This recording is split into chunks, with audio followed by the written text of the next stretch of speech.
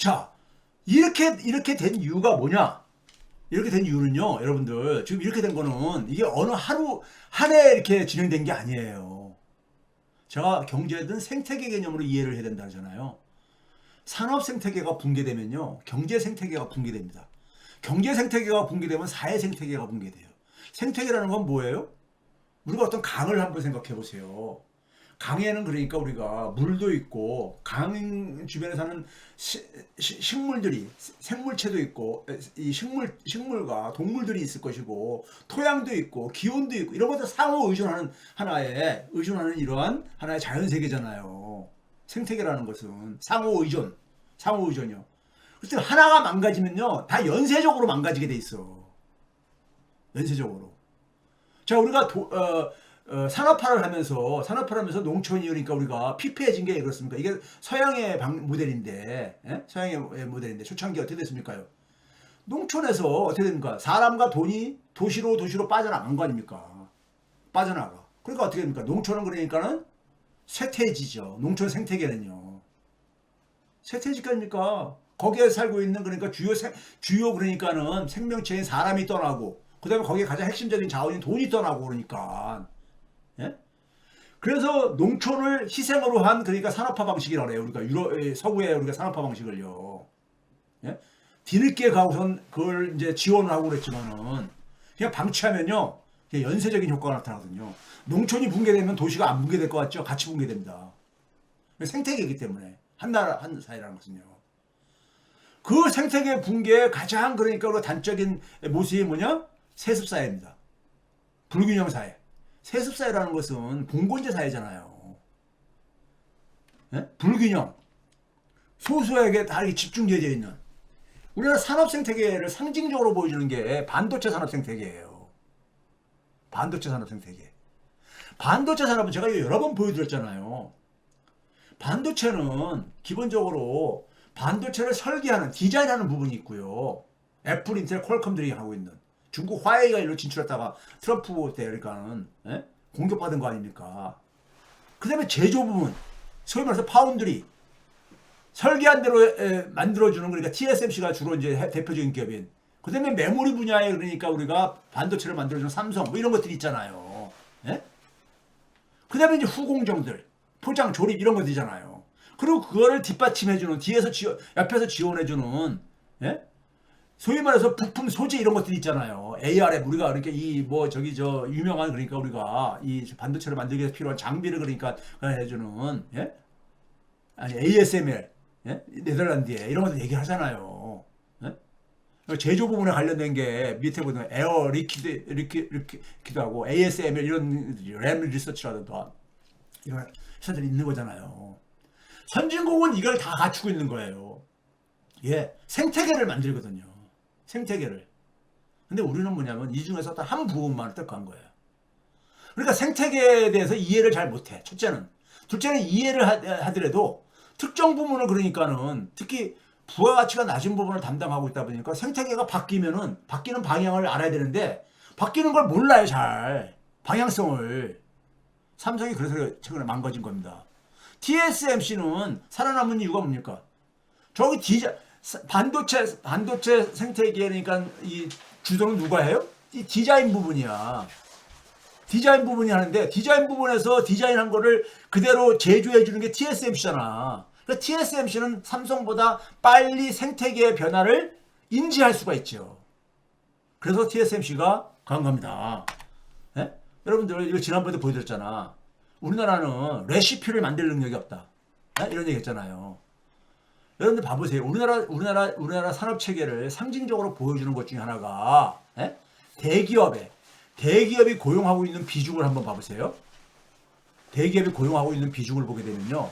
미국은 이게 그러니까 파란색 막대기는 제조업이고요. 오렌지 색깔이 서비스 부분입니다. 미국은 어떻습니까? 제조업도 한 50%.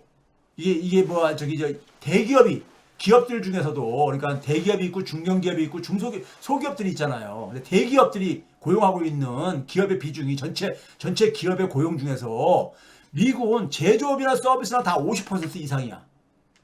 50% 이상. 근데 한국의 특별한 건 뭐냐면요. 한국은 제조업이 제조업이 그러니까 우리나라 대기업들이 다 제조업이니까는 한 29%, 이게 한 2011년 기준입니다. 29% 이렇게 되는데, 문제는 서비스가 10%도 안 돼. 이게 다른 나라들하고 차이야. 다른 나라들은 주로 그러니까 국가가 작던, 규모가 작던, 인구가 많던 적던 간에 선진국들이 주로 여기 다 이렇게 나열됐잖아요. 미국, 영국, 호주, 프랑스, 독일, 스위스, 뭐 이런 일본, 이탈리아 이렇게 되잖아요. 한 서비스도 한 20%는 돼. 근데 한국은 그러니까 10%도 안 돼, 서비스가. 대기업의 서비스, 대기업이 고용하고 있는 서비스 부분에서 대기업이 그러니까 차지하는 비중이요. 이게 바로 왜 그런 거예요? 우리나라 이 산업체계 속에서 서비스가 바로 뭐예요? 이 디자인 서비스거든. 예? 설계가 서비스거든요. 이런 고부가 가치가 없는 거야, 우리는요. 우리는 주로 뭐 금융 서비스 이런 것들이지. 이런 것들. 금융 서비스, 그렇죠? 이런 것들이 주로 우리는 그잖아요. 대기업들에서. 여러분 봐보세요. 이런데 삼성을 보게 되면 대한민국의 산업에 그러니까는 현주소를 우리가 보여준다잖아요. 한국의 산업화 모델은 수명이 다 끝났습니다. 그게 최근에 삼성전자의 위기야. 여러분 이거 봐보세요. 올해 1월달부터 9월달, 3분기까지 1월달부터 9월달까지 영업이익을 봐보세요.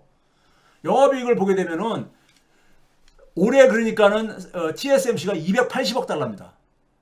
삼성전자는 반도체만 하지 않잖아. TSMC는 반도체만 한다고. 근데 불구하고 한 100억 달러가 더 많어. TSMC가. 근데 이게 과거에도 그랬냐? 아니야, 과거에는 안 그랬어요. 3년 전에 보게 되면은 거꾸로 그러니까는 삼성전자가 TSMC보다 130억 달러 더 많았었어요. 영업이익이. 근데 이게 지난 3년 만에 이게 다 엎어져 버린 거야. 예? 왜 그러냐? 생태계 변화를 이해를 못 해가지고 거기에 적응을 못 한 거야. 3분기만 놓고 보더라도 삼성전자는 68억 달러예요. 여러분들 한국 돈으로 계산한 건 별로 저는 그건 안 보면 참고만 하지 보지 않습니다. 달러로 보고하는 게 있어. 삼성전자가 발표하는 게 있어요. 예? 외국인 투자자리에서. 삼성전자가 TSMC의 절반 정도뿐이 안 돼. 68억 달러. TSMC는 112억 달러. 예? 근데 3년 전에는 안 그랬어요. 3년 전에는 정반대였었어. 삼성전자가 140억 달러. 3분기만 봤을 때. TSMC는 61억 달러 했었어. 왜 3년 만에 이렇게 됐냐고. 최근에 반도체가 회복된다잖아요, 경기가. 근데도, 예? 기업은 돈을 벌어야 되는 거잖아요. 특히 영업 활동을 통해서요. 예? 삼성전자가 이렇게 지금 2류 기업으로 전락했어요. 예? 이게 왜 그러냐? 이걸 여러분들이 이해를 하셔야 돼. 근데 문제는 뭐냐면은 이 산업 생태계의 붕괴는 뭐냐면 경제 생태계의 붕괴로 이어지거든요. 이게 연쇄작용을 일으키고 있는 거예요. 그래가지고 사회 생태계의 붕괴까지 오는 겁니다. 이거 봐보세요. 아까 이거 제조업의 고용 비중, 일본과 한국 비교했죠? 이건 뭐 다시 반복이니까요. 자, 여러분 봐보세요. 우리나라가 1990년까지 20년간 연평균 임금 노동자, 그러니까 어디 고용되는 자본주의 사회 속에서 대부분의 일자리는 임금 노동자잖아요. 연평균 증가율이 연 5.5%로 증가했습니다. 근데 91년 소위 탈공업화가 진행되어지는 때부터 2%로 줄어들어요. 2%로. 절반도 안 되잖아요. 이 일자리 충격으로 나타난 거야. 산업 생태계를 그러니까 우리가 제조업에서 일자리가 줄어들면은 다른 생태계로 우리가 진화를 해야 되잖아요. 이 진화에 실패한 거야. 왜? 산업 생태계를 우리가 스스로 만들어 보지를 못해. 만들 능력이 없어, 대기업들은. 우리나라 대기업, 삼성조차 못 만드니까. 우리가 최고 기업이라는. 그게 일자리 충격인 거예요. 이런 상황 속에서 우리나라 교육 체계도 똑같아요. 그러니까 우리나라에서 젊은 사람들이 창업을 해도 그러니까 되게 미국에서 한 것들을 모방을 해가지고 그러다가 팔아가지고 주가 오르면은 팔아가지고 소위 먹튀라고 그러죠. 예? 우리 뭐 배민이라든가 뭐 카카오는 이 재벌도 흉내내고 앉아 있고 이러잖아요. 생태계를 못 만들어. 예? 자, 그 결과가 첫 번째 이 사회 생태계가 붕괴되는 거예요. 첫 번째가 탈공업화는 일자리 양극화거든요. 제조업 일자리가 임금에 있어 소득에 있어서 중간보다 평균보다 조금 높거든요. 이게 줄어드니까 그럼 이 줄어든 사람이 어디로 가요? 고소득이나 저소득으로 가야 되는데 이 줄어든 사람들이 뭐 의사나 금융계로 갈 겁니까? 예? 이 사람들이 그걸로 갈 수 있냐? 우리나라의 고임금은 되게 그쪽이잖아요. 금융, 의료, 법률 뭐 이런 거잖아. 이쪽으로 가겠냐고요. 거긴 소위 자격증을 가지고 제한돼 있는 곳인데 어디로 갑니까? 그렇다고 해서 농사 지러 갈 수는 없잖아. 농촌으로. 농업을 제가 폄하해서 하는 얘기합니다. 예? 아니 뭐 싫어하니까. 그럼 어디 갑니까?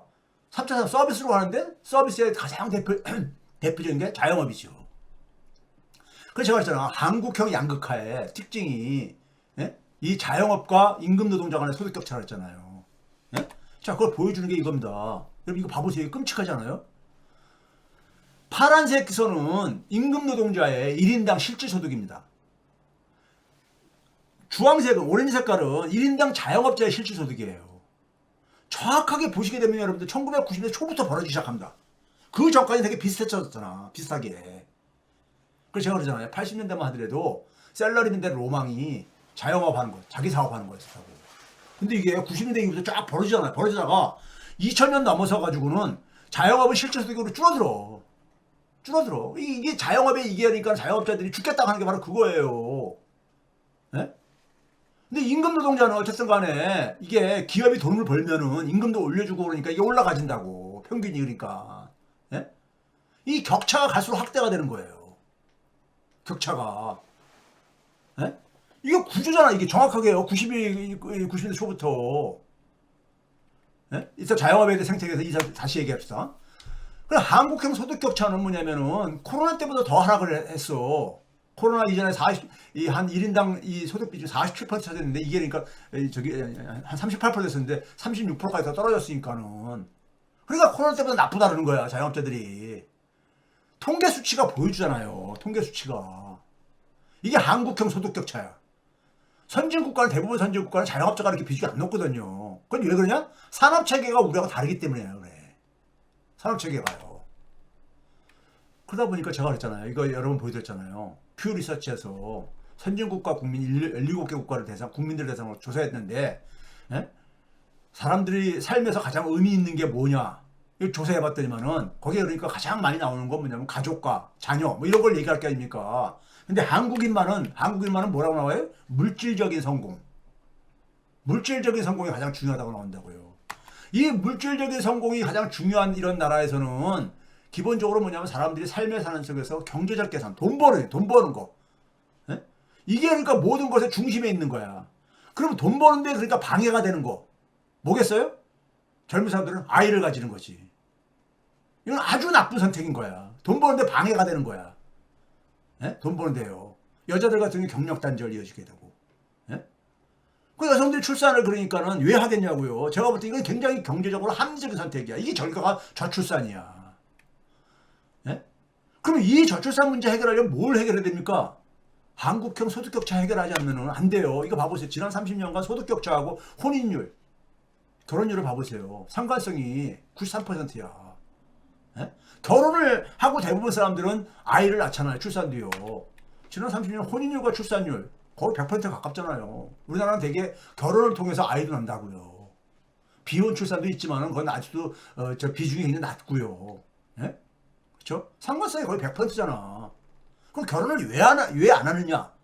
관련해서 처방책이 뭡니까요? 좋은 일자리야. 예?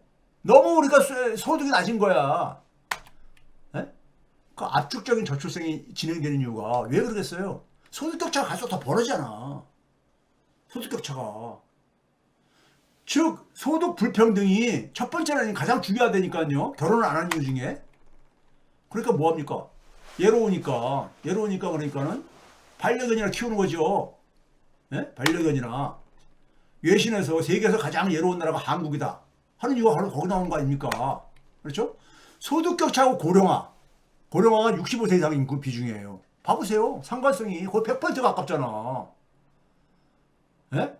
소득격차하고 이 고령화가 65세 이상 인구의 비중이 어떻게 이게 우연이냐고요. 이게 이거를 이 수치가 이렇게 보여주면은 정책은 거기에 따라 설계가 돼야 되는 거잖아요. 소득격차를 없애줘야지. 그렇지 않습니까? 고령화가 우리가 그냥 압축적으로 진행된다는 거 앞에서 보여줬잖아요. 일본에 비해서요. 예? 왜 그래? 일본은 여러분 자영업자 비중이 그렇게 높지가 않아요. 10% 안팎뿐이 안 된다고. 예?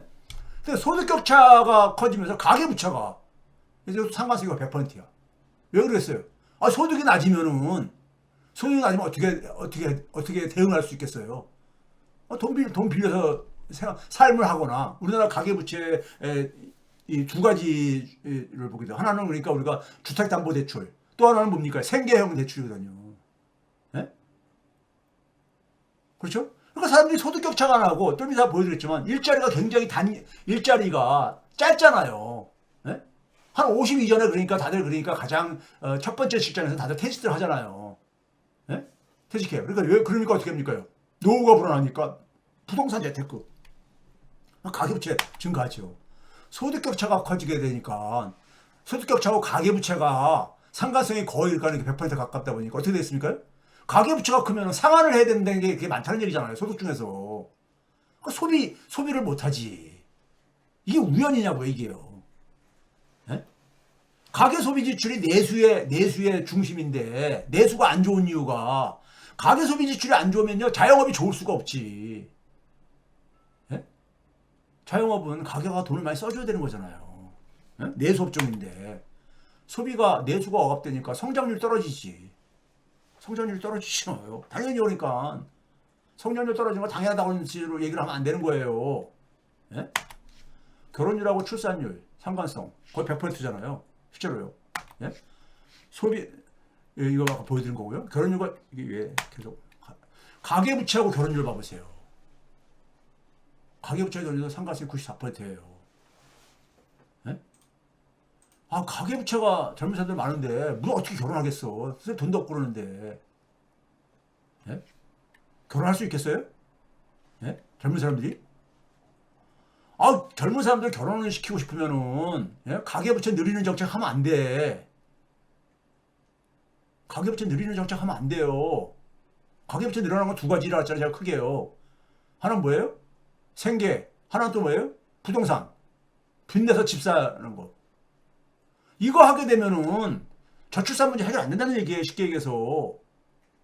예? 통계 수치가 보여주는데 정책은 엉뚱한 거 가지고 정책을 내놓으면은 해결이 되겠습니까? 가계부채 비율과 고령화를 봐보세요. 상관성이 거의 100%야 이거는. 진짜 99%니까. 예? 상관성이. 그 65세 이상 인구 지금 최근에 일자리 봐보세요. 다 70세 이상에서 70세 이상 일자리가 안 늘면은 취업자가 절대적으로 줄어든다고 제가 여러 번 보여드렸잖아요. 점공에서도 보여주고. 예? 그러니까 65세 이상 인구 중심으로 사회가 그러니까는 가니까 이 인구가 늘어나니까 어떻게 됐습니까? 생산성이 떨어지지. 이게 가계부채 비율, 가계부채를 이렇게 방치한 결과야. 가계부채를. 고령화하고 노동생산성. 고령화, 나이 드신 분들이 많으면 생산성은 낮을 수밖에 없지. 당연히 젊은 사람이 많은 것보다도요. 생산성이 낮으면 성장률 떨어지죠. 당연히. 예? 아까 그 일본은행 총재가 물어주겠습니까? 생산성이 그러니까 올려야 된다는데 생산성을 올리려면은 고령화 잡아야 되고 고령화 잡으려면은 가계부채 잡아야 되고 저출산 잡아야 되고 이러는데 소득격차 잡아야 되고 보여주고 있잖아요. 근데 이거를 외면을 하면은 소득격차 문제 외면하면은 가계부채 문제 외면하면은 대한민국 앞으로 깜깜하죠. 부산처럼 되지. 대한민국이.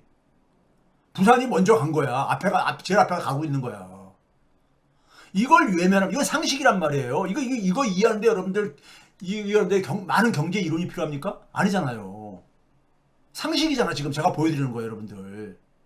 경제 이론 몰라도 되게 쉽게 짐작이 가잖아요. 논리가. 이거 봐보세요. 우리나라 주력산업 반도체 가지고 이게 착시 효과가 있는데 반도체 우리나라 13대 산업이요.